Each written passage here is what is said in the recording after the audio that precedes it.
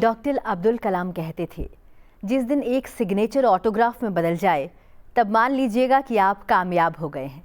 लेकिन ये बदलाव लाने के लिए मेहनत आपको ही करनी होगी। सुप्रभात, मैं हूं दीक्षा कोहली। सबसे पहले नजर डालते हैं मुख्य गतिविधियों पर।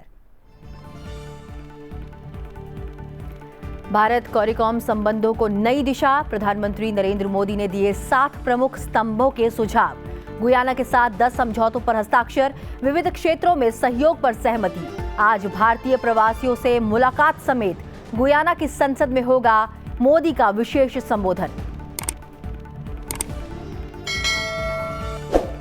वैश्विक नेतृत्व को ऐतिहासिक मान्यता, गुयाना ने मोदी को अपने सबसे प्रतिष्ठित राष्ट्रीय पुरस्कार द ऑर्डर ऑफ एक्सीलेंस से किया सम्मानित। बारबाडोस ने प्रदान किया honorary order of freedom of Barbados. इससे पहले डोमिनिका ने भी प्रधानमंत्री नरेंद्र मोदी को अपने सर्वोच्च नागरिक सम्मान से किया था सम्मानित। अब तक दिए जा चुके हैं 19 ग्लोबल अवार्ड।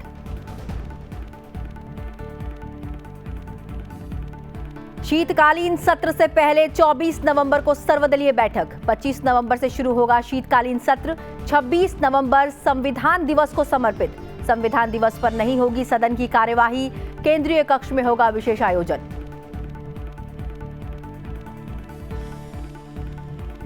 शिक्षा, बदलाव और समानता का सबसे बड़ा केंद्र, बोले उपराष्ट्रपति धनखड़। विश्व बाल दिवस पर झुंझुनू के नवोदय विद्यालय में छात्रों से किया संवाद। राष्ट्रीय शिक्षा नीति 2020 को बताया कौशल विकास की दिशा में मील का पत्थर। आज नई दिल्ली में राष्ट्रीय रक्षा कॉलेज में भारत के मूल मूल्य, हित और उद्देश्य पे करेंगे संबोधन। महाराष्ट्र और झारखंड विधानसभा चुनावों के लिए मतदान शांतिपूर्ण हुए संपन्न। महाराष्ट्र विधानसभा चुनाव में 65% लोगों ने डाले वोट। झारखंड के दूसरे और अंतिम चरण में शेष 38 सीटों के लिए 68% मतदान। महाराष्ट्र के नांदेड़ लोकसभा सीट और 4 राज्यों की 15 विधानसभा सीटों के लिए भी हुए उपचुनाव। 23 नवंबर को होगी मतगणना। संसद का शीतकालीन सत्र 25 नवंबर से शुरू होगा और 20 नवंबर को समाप्त होगा। 20 दिसंबर को समाप्त होगा। संविधान अपनाने की 75वीं वर्षगांठ के अवसर पर संविधान सदन के केंद्रीय कक्ष में एक कार्यक्रम का आयोजन किया जाएगा। केंद्रीय संसदीय कार्य मंत्री किरेन रिजिजू संसद के शीतकालीन सत्र से पहले संसद के दोनों सदनों में राजनीतिक दलों के नेताओं के साथ बैठक करेंगे। सर्वदलीय बैठक 24 नवंबर 2024 को मुख्य समिति कक्ष संसदीय एनेक्सी में नई दिल्ली में सुबह 11 बजे होगी। बैठक की अध्यक्षता रक्षा मंत्री राजनाथ सिंह करेंगे। संसद का शीतकालीन सत्र 25 नवंबर 2024 को शुरू होगा और सरकारी कामकाज की अनिवार्यताओं के अधीन सत्र 20 दिसंबर 2024 को समाप्त हो सकता है। संविधान दिवस के उपलक्ष्य में 26 नवंबर 2024 को लोकसभा और राज्यसभा की कोई बैठक नहीं होगी। सरकार द्वारा सत्र से पहले सर्वदलीय बैठक बुलाई जाती है ताकि विपक्ष को सरकार के विधायी एजेंडे की जानकारी दी जा सके और साथ ही उन मुद्दों पर चर्चा की जा सके जिन पर राजनीतिक दल संसद में बहस करना चाहते हैं।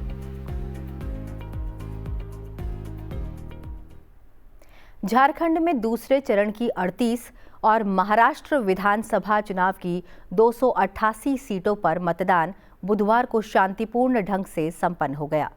चुनाव आयोग की ओर से जारी आंकड़ों के अनुसार झारखंड में 68.01 और महाराष्ट्र में 65% मतदान हुआ। महाराष्ट्र और झारखंड विधानसभा चुनाव के साथ ही यूपी की 9 विधानसभा सीटों पर उपचुनाव पूरा हो गया है। महाराष्ट्र में 65 और झारखंड में 68.45% मतदान हुआ। यूपी में 9 विधानसभा सीटों में 49.30% वोट पड़े। यूपी उपचुनाव को लेकर गाजियाबाद में सबसे कम 33% मतदान हुआ।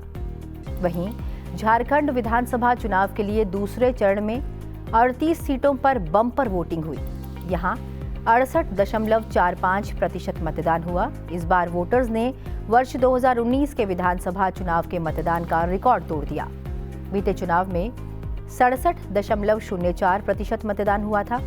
जामताड़ा जिले में सबसे ज्यादा 76.16% और बोकारो जिले में सबसे कम 60.97% मतदान हुआ। महाराष्ट्र की 288 विधानसभा सीटों पर 65% मतदान हुआ। गढ़चिरौली में 69% से ज्यादा वोट पड़े। नांदेड़ लोकसभा सीट पर उपचुनाव में 53.78% मतदान हुआ और राज्य में कुल 1,186 मतदान केंद्र बनाए गए थे। राष्ट्रपति द्रौपदी मुर्मू आज नई दिल्ली में उत्कल केसरी हरे कृष्ण मेहताब की 125वीं जयंती समारोह का उद्घाटन करेंगी। इस अवसर पर हरे कृष्ण मेहताब के सम्मान में एक विशेष स्मारक डाक टिकट और सिक्का भी जारी किया जाएगा। हरे कृष्ण मेहताब का जन्म 21 नवंबर 1899 को ओडिशा के अगरपाड़ा में हुआ था।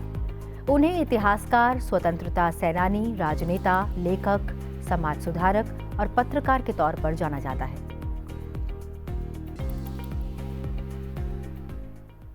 उपराष्ट्रपति जगदीप धनखड़ ने कहा है कि शिक्षा समाज में बदलाव और समानता स्थापित करने का सबसे बड़ा केंद्र है। उपराष्ट्रपति विश्व बाल दिवस के अवसर पर झुंझुनू जिले के काजरा स्थित जवाहर नवोदय विद्यालय के छात्रों को संबोधित कर रहे थे। उपराष्ट्रपति ने युवाओं में श्रेष्ठ गुणों के संचार को आवश्यक बताते हुए अनुशासन, संस्कार और मानव निर्माण के महत्व पर बल दिया। शिक्षा बदलाव का सबसे बड़ा केंद्र है। समाज में समानता को शिक्षा बढ़ावा देती है। समाज में असमानता को शिक्षा कुटित करती है। जब मैं सैनिक स्कूल में गया,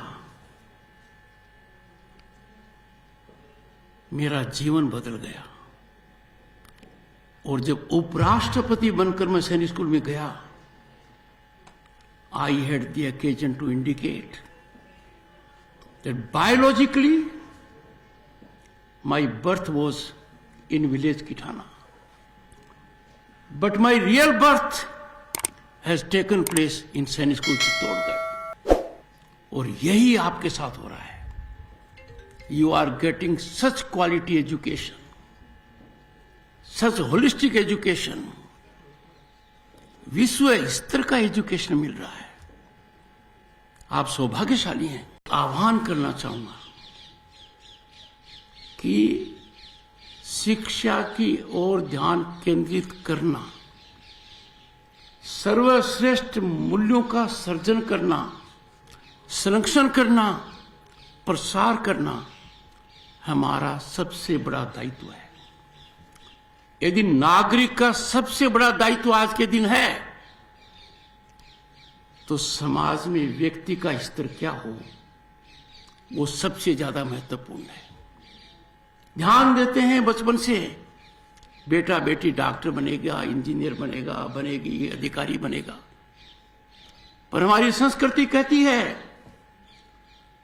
कि first and foremost we must emerge as a citizen with sterling qualities. We must be fired by element of nationalism. उपराष्ट्रपति ने छात्रों को ग्रामीण भारत की रीढ़ बताते हुए कहा कि भारत की आत्मा ग्रामीण आंचल में है। हमारी जड़ें ग्रामीण भारत में ही मजबूत होती हैं। मेरी दृढ़ मान्यता है कि भारत में जो बड़ा बदलाव आया है, उसके मूल में उसका केंद्र बिंदु गांव है, किसान है, ग्रामीण ताकत है। You represent boys and girls the best of spinal strength of rural India. याद रखना, भारत की आत्मा ग्रामीण आंचल में है। याद रखना, ग्रामीण आंचल से हमारी जड़ें मजबूत रहनी चाहिए। याद रखना, हमारा अन्नदाता ग्रामीण अंचल में रहता है। वहीं राष्ट्रीय शिक्षा नीति 2020 की सराहना करते हुए उपराष्ट्रपति ने इसे गेम चेंजर बताया। उन्होंने कहा कि ये नीति भारत को 2047 तक विकसित भारत के रूप में स्थापित करने में मदद करेगी। Congratulate the Honorable Prime Minister for being visionary in coming out after 3 decades and more, a new national education policy. Evolution of national education policy is a game changer. The purpose is to get the best out of boys and girls, to ensure they are not bag-ridden with books, they are not burdened with degrees, they are empowered with skills. This policy will take Bharat to the status of Viksit Bharat at 2047. उन्होंने छात्रों को पर्यावरण के प्रति जागरूक करते हुए आग्रह किया कि वो एक पेड़ मां के नाम अभियान का हिस्सा बने और अपने दादा दादी और नाना नानी के नाम पर पेड़ लगाएं। I will appeal to all the institutions as I did in the beginning. They will take initiative in mission mode कि हर एक को प्रेरित करें कि वो अपने माता पिता को आह्वान दें कि आप एक पेड़ अपने दादा दादी के नाम लगाएं, नाना नानी के नाम लगाएं। और आपको जो मौका मिले आप भी ये नेक काम कीजिए। जब आप यहां से बाहर जाएं, हर किसी को महसूस होना चाहिए कि यहां का छात्र छात्रा एक अनुकरणीय आचरण का प्रतीक है। 11वीं आसियान रक्षा मंत्रियों की बैठक प्लस ADMM प्लस में हिस्सा लेने के लिए भारतीय रक्षा मंत्री राजनाथ सिंह लाओस के वियंतियाने पहुंचे, जहां उन्होंने चीन के राष्ट्रीय रक्षा मंत्री एडमिरल डोंग जून के साथ द्विपक्षीय बैठक की। भारत और चीन ने आपसी विश्वास और समझ की बहाली की दिशा में काम करने पर सहमति जताई। बुधवार में लाओस में आसियान की बैठक से इतर चीनी रक्षा मंत्री डोंग जून के साथ द्विपक्षीय वार्ता के दौरान रक्षा मंत्री राजनाथ सिंह ने वर्ष 2020 में सीमा पर हुई दुर्भाग्यपूर्ण हिंसक झड़प से सबक लेने का आह्वान किया। दोनों नेताओं की यह मुलाकात पूर्वी लद्दाख के टकराव के 2 बिंदुओं से सैनिकों की पूर्ण वापसी के हफ्तों के बाद हुई है। राजनाथ सिंह ने सीमा पर तनाव घटाने पर जोर दिया और कहा कि इससे दोनों देशों के बीच विश्वास का निर्माण होगा। प्रधानमंत्री नरेंद्र मोदी को डोमिनिका में उनकी यात्रा के दौरान डोमिनिका अवार्ड ऑफ ऑनर से सम्मानित किया गया। यह सम्मान उन्हें कोरोना महामारी के दौरान उनके योगदान और भारत डोमिनिका के द्विपक्षीय रिश्तों को मजबूत करने के लिए दिया गया। प्रधानमंत्री नरेंद्र मोदी ने इस सम्मान को भारत के 140 करोड़ लोगों, उनकी संस्कारों और परंपराओं का सम्मान बताया।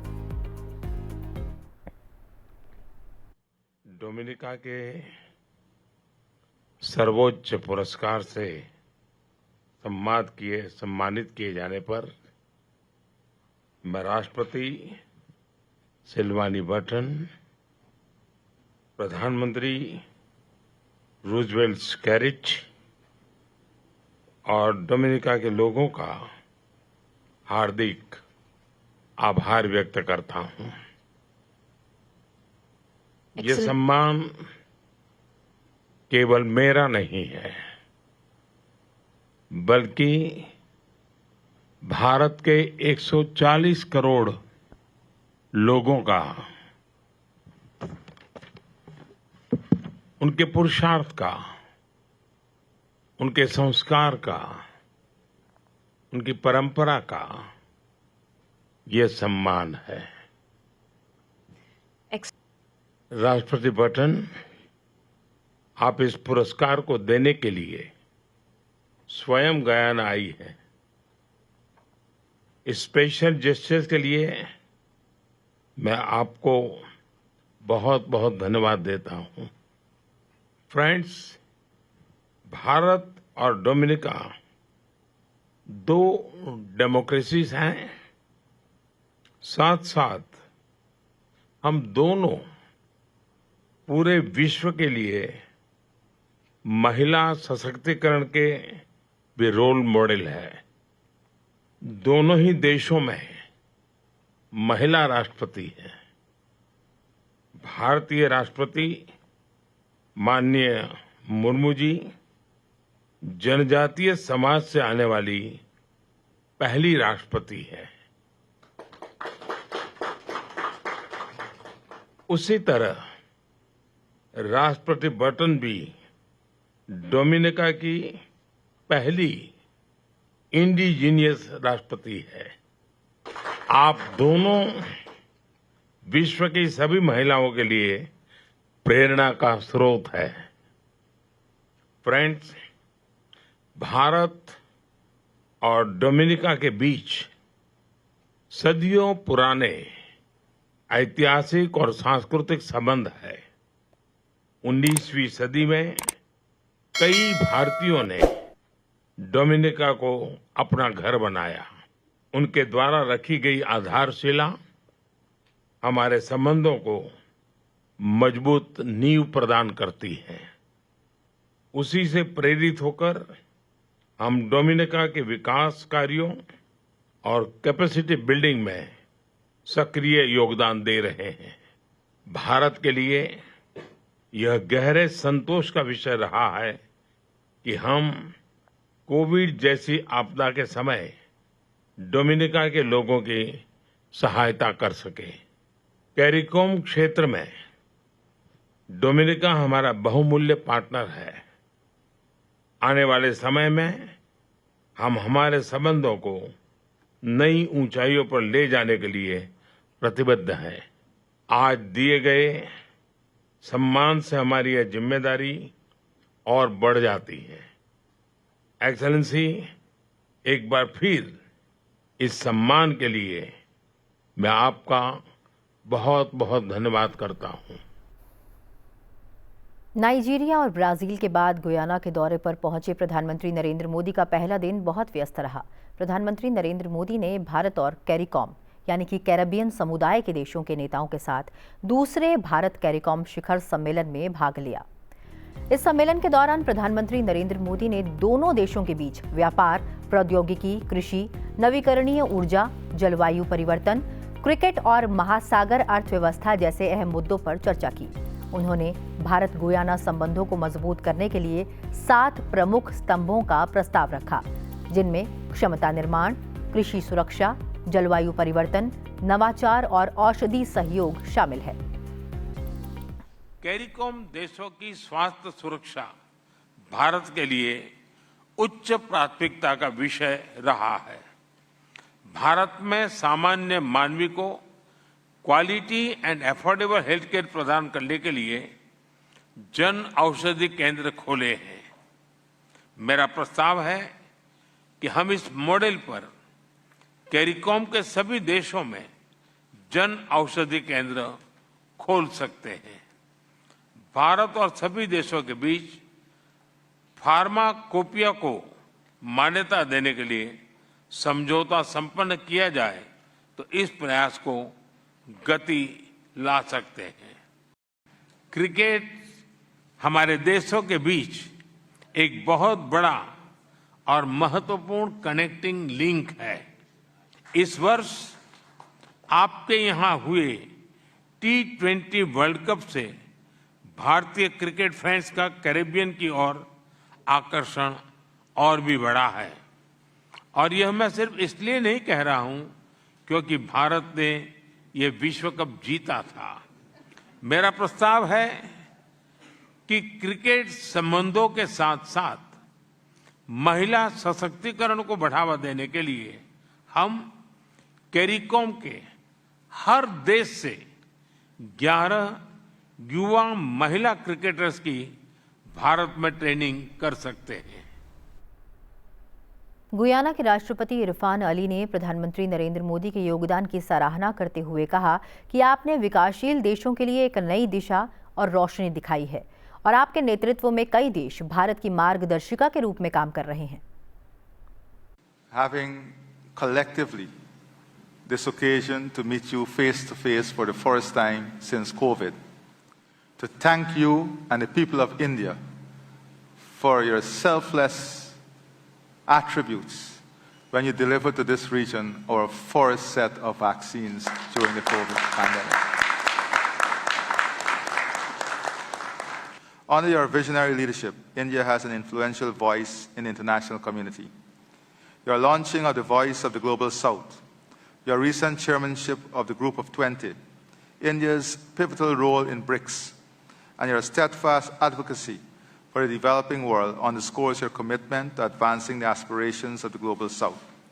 These initiatives have elevated India's stature and placed the concerns of developing nations, including the small island developing and low-lying coastal states of the Caribbean, firmly on the global agenda.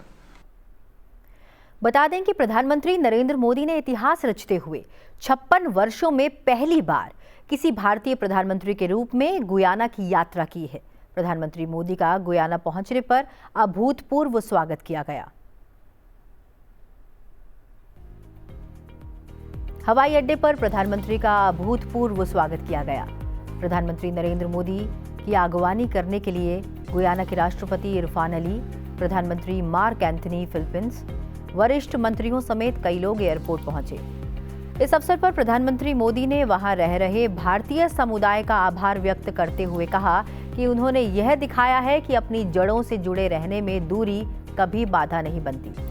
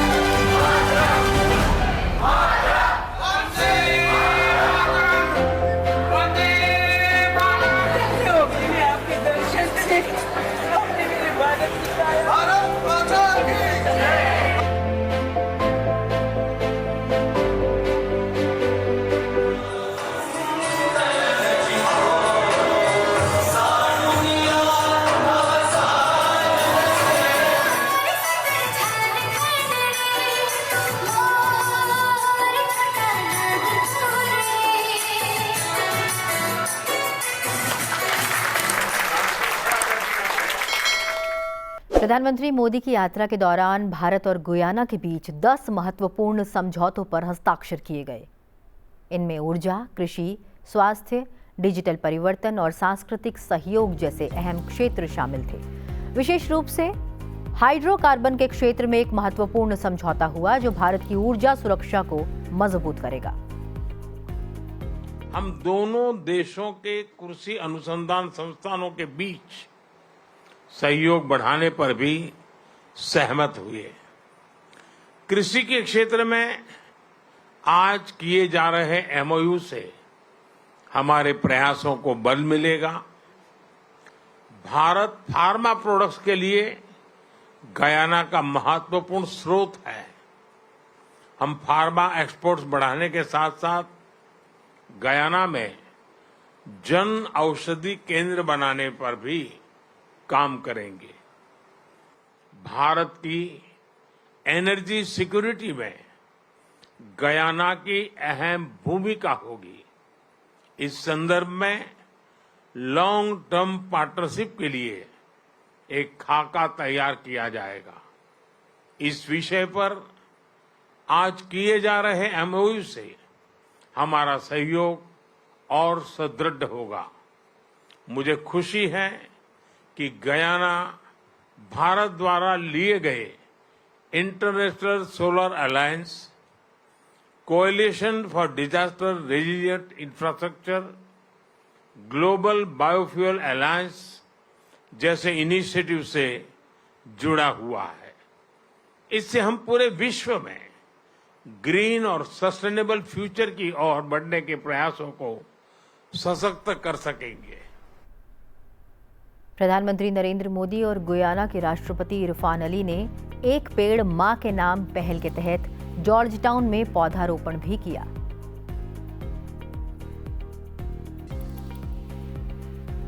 Modi को भारत गुयाना के घनिष्ठ संबंधों के प्रमाण के रूप में George town शहर की चाबी भी सौंपी गई।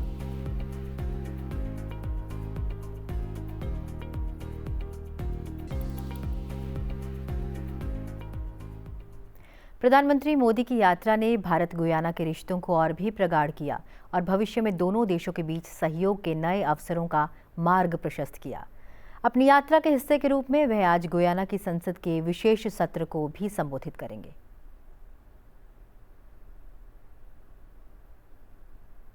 बढ़ते हैं अगली खबर की ओर।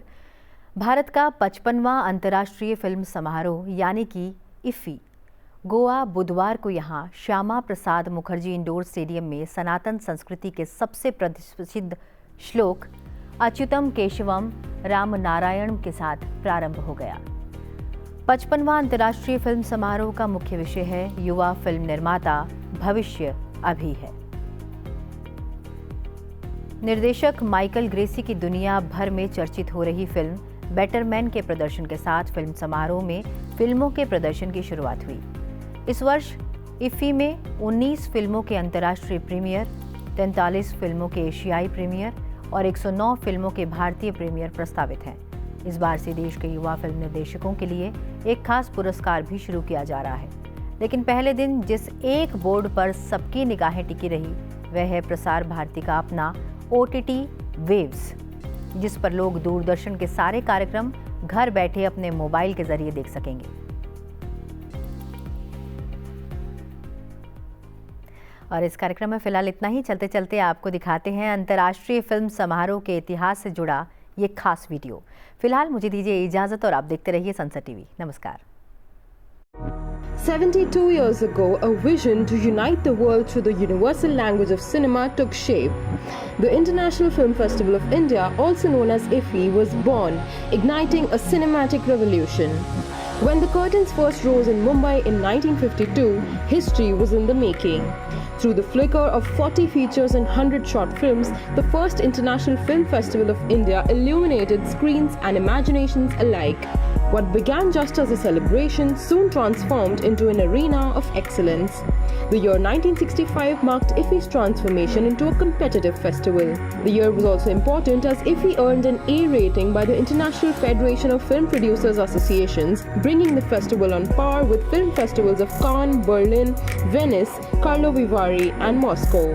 Through the 1980s and 1990s, IFFI continued to grow in stature, attracting iconic filmmakers, legendary stars, and groundbreaking films from every continent. IFFI in 2004 found its permanent home on the picturesque beaches of Goa. Before this, the festival was also held in Delhi, Chennai, Kolkata, and Mumbai.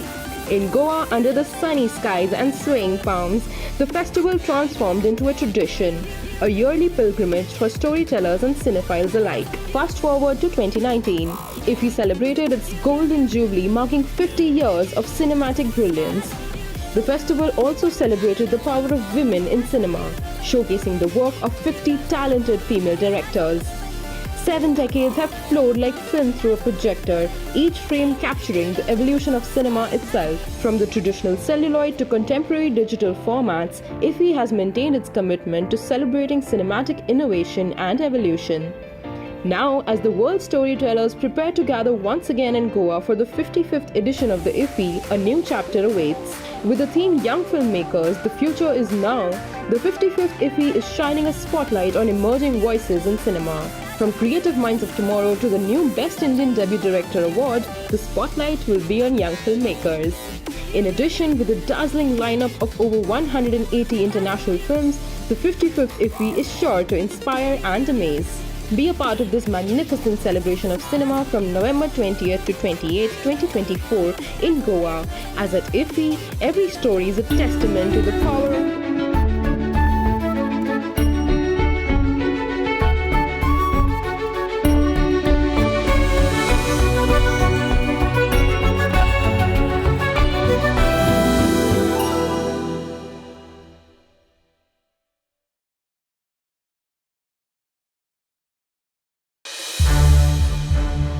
संसद TV के और भी programmes देखने के लिए subscribe करें हमारा YouTube channel और हाँ, इन्हें लाइक और शेयर करना ना भूलें।